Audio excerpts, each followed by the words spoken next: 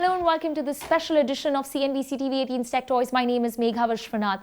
While many smartphone makers like to call themselves disruptive, there's one company that actually, in the truest sense, disrupted the consumer tech space, and that is Oneplus. Today, we're in conversation with Carl Pei of Oneplus. Carl, thank you so much for being with us on CNBC TV 18, and congratulations on the launch of your latest flagship, the Oneplus 6. Carl, while you've been in this game of smartphones only from 2014, and that's when you launched the Oneplus One. So from Oneplus One to the Oneplus 6, what's been the journey like so far?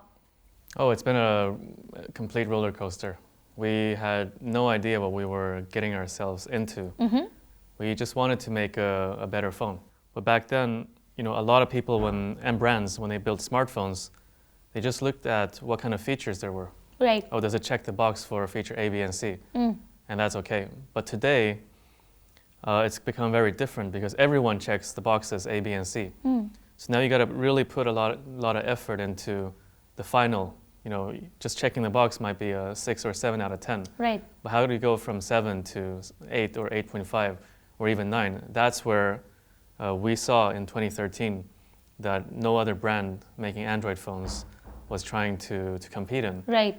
So we thought, hey, there must be consumers who use Android who also care about design and quality, yes. etc. Exactly. And it turned out to be far more people than we originally thought. Right. And that's why you ended up selling way more devices than you actually anticipated. You thought you were going to sell about 30,000 units of the Oneplus One. And what did you sell? About 1.3 million units? So we thought we were going to sell 30 in the year one. We sold almost 1 million in year one. And yes. During the total life cycle of the phone, 1.3. 1.3 million smartphones. Yeah. So that's way above the mark. But while you kind of listed out what Android users wanted or craved for, which was better design, better quality, there was also one more thing that was very, very core to your original mission, which was about creating a device that is bang for your buck, right? I remember the first Oneplus One that entered the India market. I don't know the global pricing, but or it was, I think, about 250 pounds, which translates to about 18,000 rupees. Cut to 2018 when you're launching the Oneplus 6 and you've entered the premium market, and that's actually the elephant in the room. Surprisingly enough, fans haven't had such a problem with it, but I believe with every new edition, you are slowly and gradually inching to the premium segment. So are you still true to your core mission?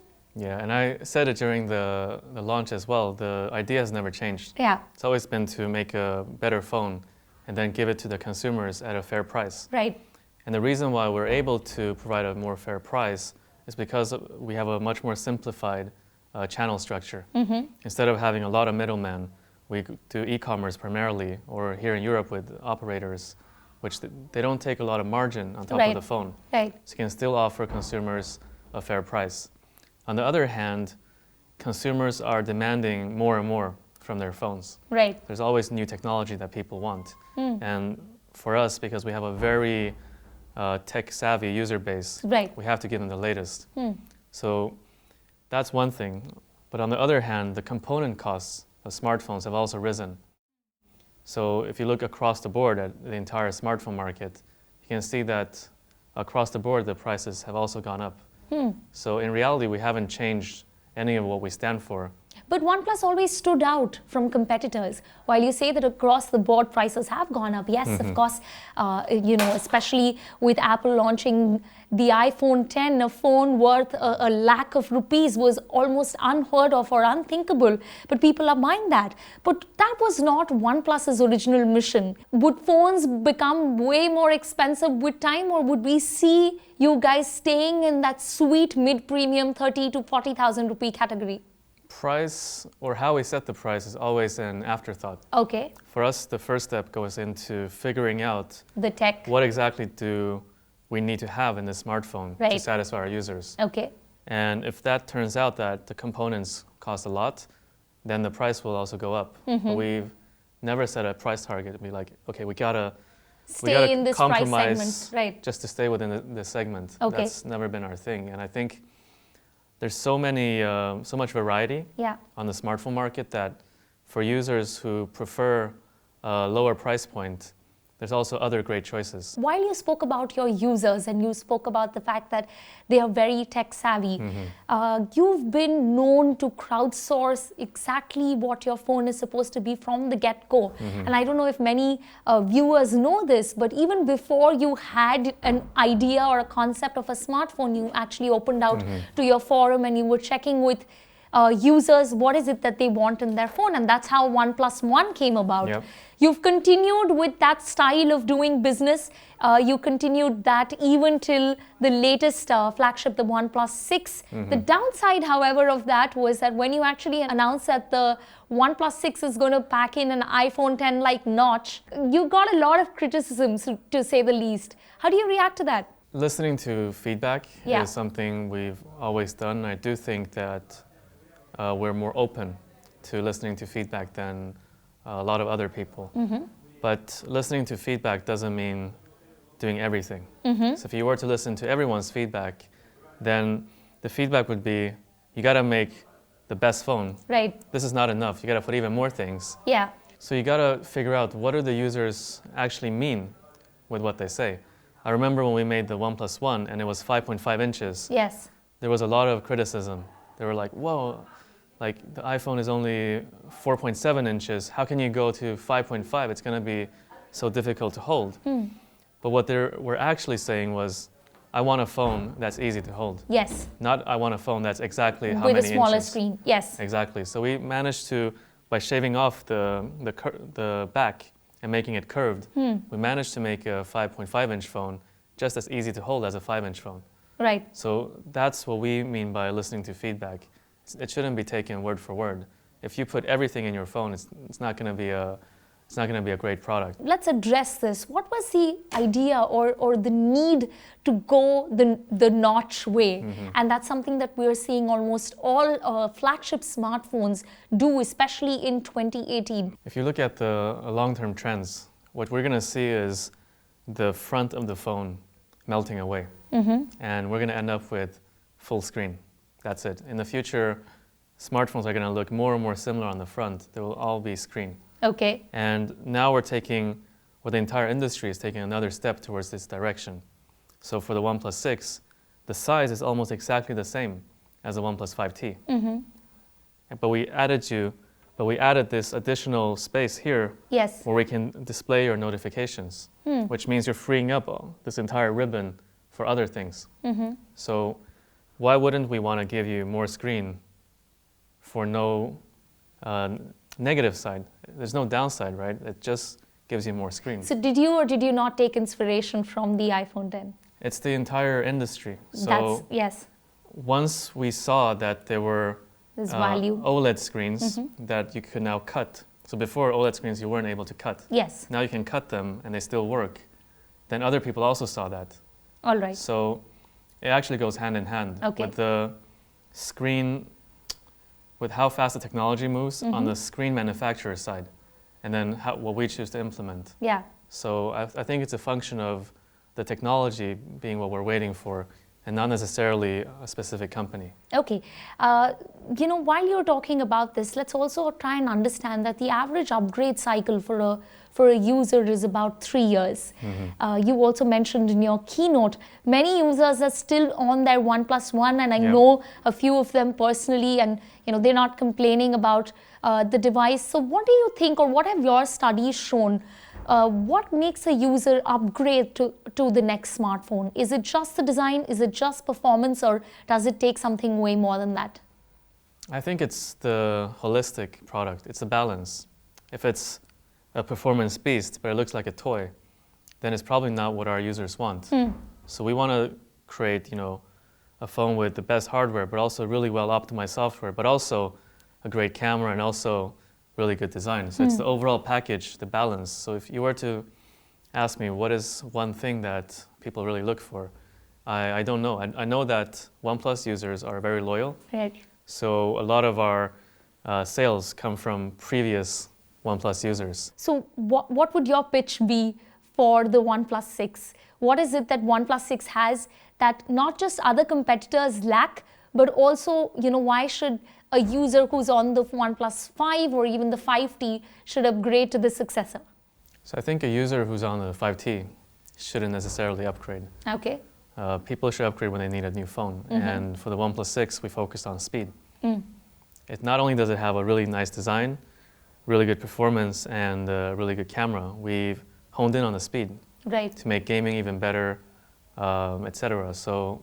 Okay, you've chosen London as the spot for your global launch event, and we were talking offline as well. Let's quickly talk about, your journey from what you started in 2013 to actually launching your phone in 2014 to now, which started with an invite system that many users dreaded, and to now launching, on a global platform in London. And what has the highlight been in your career so far? It's just been us, I think, always trying to surpass ourselves. Right. So the reason why we wanted to do events was because first we saw that we had a really passionate user base in India. And we started with the OnePlus 5. We had a huge event with the OnePlus 5. Yes. And then we're like, wait a minute, will we be able to do the same thing in other countries? So then we went to New York to launch the 5T. Right. And New York kind of worked. It was smaller, it was around 400 people. So we were like, okay, what's the next step? If we did Europe, could we triple it? So this time it's 1,300 people. So for us, it's just about pushing ourselves to always take another step and another step. On that note, we'll take a quick break on this special edition of CNBC TV 18's Tech Toys. But on the other side, we will try and decode what OnePlus has in store for the future. Stay tuned. If you want to sell your company, you gotta make all the numbers look really pretty, right? But the choices you make when you do that are probably not the choices that are going to make the company healthy for a long time. So the bottom line is OnePlus is not up for sale? Not up for sale. Welcome back. You're watching our Tech Toy special edition from London, and we're coming to you from the OnePlus 6 launch and in conversation with Carl Pei. Carl, we were talking about everything that you were anticipating with the OnePlus 6, and the phone is out there. But now let's talk about the company. We're seeing consolidation across all sectors. So let me ask you straight up, is OnePlus up for sale? If a global corporate or a large corporation comes to you, do you see a possible consolidation? Not anytime soon. Because what we want to build is something that's enduring, something that can last for a long time. And I guess a lot of your readers don't know, or your viewers don't know, our vision statement is actually to build a healthy and enduring company. The way we think about it is, if you manage to create a company that survives for 50 years or 100 years, if you look at all the companies around you that are that old, how many haven't changed the world?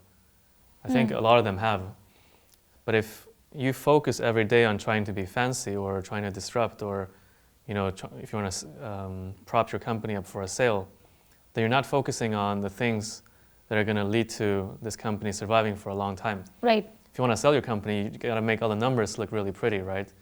But the choices you make when you do that are probably not the choices that are going to make the company healthy for a long time. So the bottom line is OnePlus is not up for sale?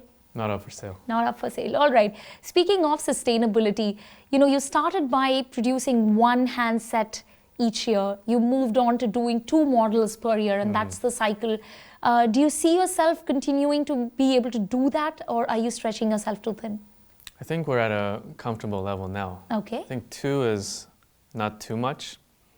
A lot of companies have 10s or maybe 20 phones a year. But they have a completely different strategy, and the companies that you're talking about want to be almost in every price segment and want to have a presence for every type of user. They are building a smartphone, but that's not your agenda. For us, I think 2 is something our team can handle. Okay. Now we just gotta get it into the hands of more and more people so they can also enjoy our products. While we're talking about strategy, we did see in between almost a year back that you did dabble into the virtual reality space, but you're not doing that anymore. What was the reason that you decided to take a step back? Around 2014 and 15, VR was something on everyone's minds. Yes. And when you're doing business, it's very easy to get sidetracked because there's always something new and shiny around the corner. Right. So back then it was VR, and then it was drones for a while, and then now it's AI. Probably everyone's talking about AI, but it's too easy to get sidetracked. So for us, VR was always a fun thing to engage with the community. We did the first product launch in the world in VR when we launched the Oneplus 2. So when the users put on their goggles, they were transported to our office where they could see us launch the phone. We did the world's first global product sale in VR with the Oneplus 3. Right. So in the end of the Oneplus 3 launch in VR, the phone was displayed on a podium and you could nod your head to buy it in VR. Okay. So for us, I think being first to launch a phone and to sell a global product, it's enough. We don't need to keep pursuing this because it's a distraction from our core business. You spoke about AI, and artificial intelligence is something that many tech companies are getting into. We did see even for the OnePlus Bullets, you have partnered with Google Assistant to power the AI on that. But OnePlus as a company is very focused on hardware. So is that the software side of it or the AI side of it? Would we see OnePlus as a company get into that space or develop something in-house at all? Or would you just look at partnerships as a way to go forward? I think if you're talking about the smart assistant type of AI, then I don't think I can tell you that we can do a better job than Google. Okay. Not in 2018. But if you're talking about AI as a general word, I personally think it's quite overused. Because, okay, if you take the face unlock on our phones, for instance, we use machine learning to optimize and scan through many, many faces to make sure. By the way, I must add that it is one of the fastest that I have personally used on any handset ever. It is flawless and it works almost 100% of the time. So that's all you need. You need the feature to be useful for the consumer. You don't need to tell them it's AI or it's whatever that is. As long as they love the product, you're fine. So that's why we haven't chosen to use the word AI, because even some, cameras, when we had the compact cameras, the compact digital cameras, it could recognize different scenes and adjust the settings accordingly. Right. But they didn't call that AI. So just keep it simple. Focus on the experience for the user. That's our approach. All right. While you said that you cannot say whether OnePlus will get into in-house development of AI in 2018 or not, let me go ahead and ask you then, what does the next 5 years or the next 10 years for OnePlus look like? Where do you see this company going? I think for every business, there's only two core things. One is create a good product. Second is treat your customers well, provide good service. Long term, that's what we're going to do. Okay, Carl, so if I were to ask you to, spell out one thing that is most critical for OnePlus right now, what would that be? To not let things get to your head. It's easy to get sidetracked. As I said before, there's always something new and shiny, but you can also get sidetracked when you are receiving a lot of positivity. You might become arrogant or lose sense of who you are. So it's really important for us to always keep a cool head no matter what happens. All right. Before I wrap up, one last question, and this is something that you said at our Young Turks conclave on CNBC TV 18 last year, and I'm going to quote that, 3 years from now, I'll probably not agree with a lot of things I believe in now. So if we were to jog back 3 years, what are some of the things that you don't agree with that you believed 3 years back, but don't really subscribe to that today? I think that, that was probably the time when we just launched the OnePlus One and it got really popular. And back then I thought I was a genius. But in reality, a lot of it has to do with luck and timing. There's a lot of smart people in the world who never get that opportunity. They never get that luck or the perfect timing. So that's one thing that's changed. All right, Carl. Thank you so much for speaking to us. Always a pleasure catching up with you. And we wish you the very best for the OnePlus 6. And hopefully we'll catch you during the launch of OnePlus 6T. Thank you so much for talking to us. Thanks a lot. With that, it's a wrap on this special edition of CNBC TV 18's Tech Toys. Do tell us what you thought of our show. You can tweet me at Megha Vishwanath along with the hashtag Tech Toys. Thank you very much for watching.